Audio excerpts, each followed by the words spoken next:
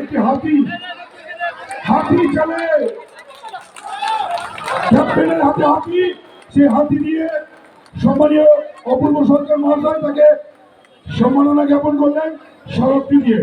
তৃণমূল ছাত্র পরিষদ এবারে তৃণমূল ছাত্র পরিষদের পক্ষ থেকে একটি পুষ্পস্তবক তুলে নেবে। এবারে তৃণমূল যুব কংগ্রেসের পক্ষ থেকে সম্মাননা জ্ঞাপন করা হবে পুষ্পস্তবক দিয়ে।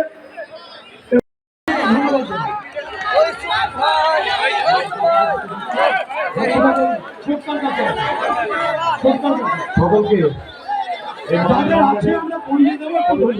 জানিয়ে আজকে মঞ্চে উপস্থিত আছেন আমাদের সকলের মধ্যমণি বাংলার জনগণের মন অধিনায়িকা আমাদের প্রিয় নেত্রী মমতা বন্দ্যোপাধ্যায়,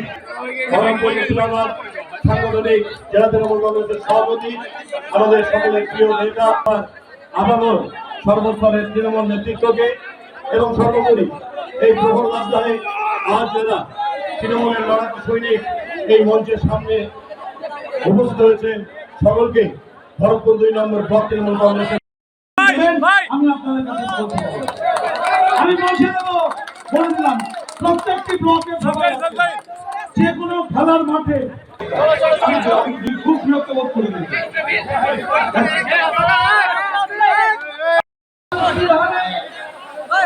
আগাম অনুমান করা যায়, আগাম হিসাব করে বলে দেওয়া যায়।